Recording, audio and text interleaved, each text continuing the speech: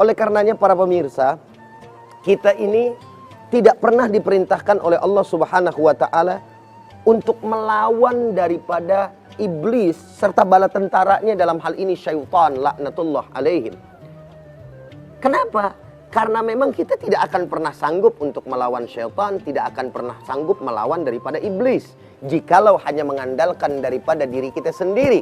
Allah memerintahkan kepada kita untuk berlindung kepadanya dari semua godaan syaitan yang terkutuk. Dalam kalimat yang biasa kita baca, a'udzubillahi minasyaitonir rajim, aku berlindung kepada Allah dari godaan syaitan yang terkutuk. Subhanallah walhamdulillah wala ilaha illallah wallahu akbar walillahil hamd. Para pemirsa hadirin, Assalamualaikum Nusantara dimanapun Anda berada.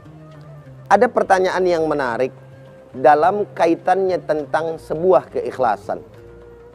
Apakah boleh kita membaca surat Waqiah dengan tujuan meraih dunia? Lalu kemudian, apakah hal ini tidak termasuk kategori riya, yaitu membaca daripada surat Al-Waqiah tapi dengan tujuan mendapatkan kelancaran dunia? Permasalahan seperti ini akan menjadi satu pertanyaan di benak umat Islam atau di benak orang-orang awam.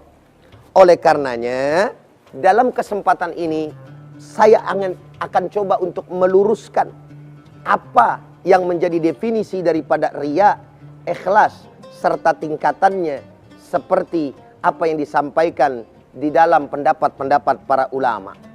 Para pemirsa hadirin, Assalamualaikum Nusantara dimanapun Anda berada.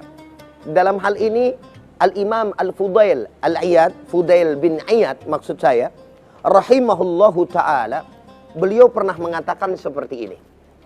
Tarkul amali min ajlin nas riya'un, wal amalu min ajlin nasi syirkun, wal ikhlasu ay yu'afiyakallahu minhuma. Termaktub di dalam kitab Ar-Risalatul Qusyairiyah halaman 96 dan juga 95. Apa yang beliau katakan? Fudail bin Iyad rahimahullah menyampaikan kepada kita, meninggalkan amal karena manusia itu namanya riya. Sekali lagi saya sampaikan, meninggalkan amal karena manusia itulah yang disebut riya. Kok bisa seperti itu? Begitulah adanya para pemirsa. Umpama contoh, saya sholat dikata nggak benar. Saya sholat dikata cuman belagak doang. Sholat salah, nggak sholat salah. Udah dah, mendingan saya kagak sholat. Nah, ada orang-orang yang seperti itu. Itu merupakan satu contoh yang amat sederhana, ya, yang senada apa yang disampaikan oleh Al-Imam Fudail bin Iyad. Jadi kita tidak boleh, walaupun orang mengatakan apapun kepada kita, menjelekkan apapun kepada kita, tidak boleh bagi kita untuk meninggalkan daripada sebuah perbuatan ibadah karena apa yang disampaikan oleh manusia. Ketika kita melakukan hal yang sedemikian rupa, berarti kita termasuk orang-orang yang riya.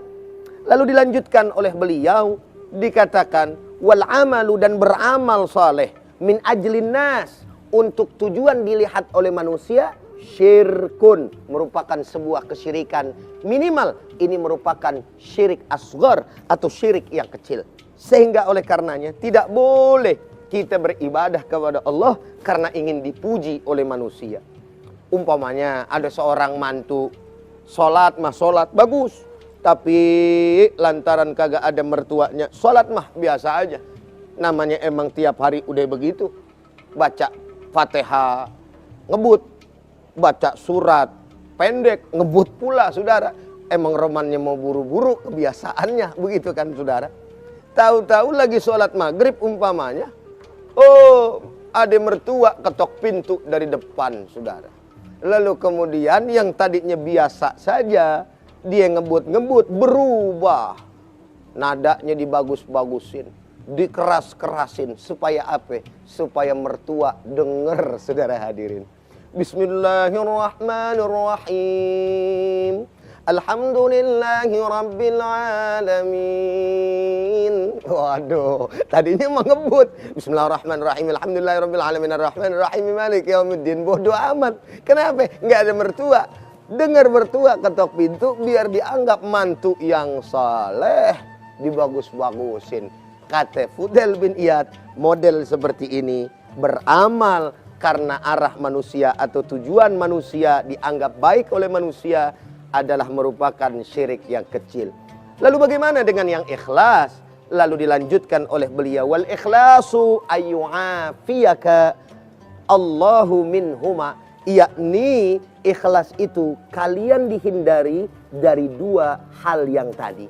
Ketika kita beribadah hanya karena Allah, orang mau puji, orang nggak puji, orang hina, orang tidak hina, ramainya manusia, sepihnya manusia, tidak menjadi persoalan bagi kita atau si hamba tadi, karena yang dicari adalah Allah dan juga keredoannya. Subhanallah, walhamdulillah, wala ilaha illallah, wallahu akbar, walillahil hamd.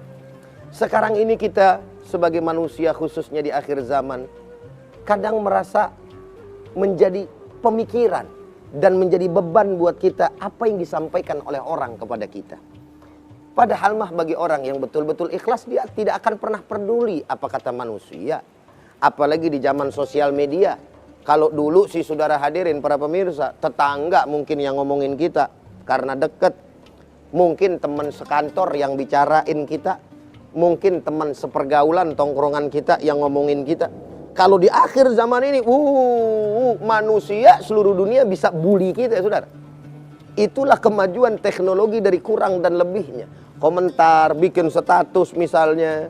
Kita kemudian bikin video, bikin foto misalkan di Instagram, Facebook. Lalu kemudian juga yang sekarang lagi tren anak muda, TikTok. Waduh, itu yang namanya manusia. Para netizen maha benar atas segala komentarnya, saudara.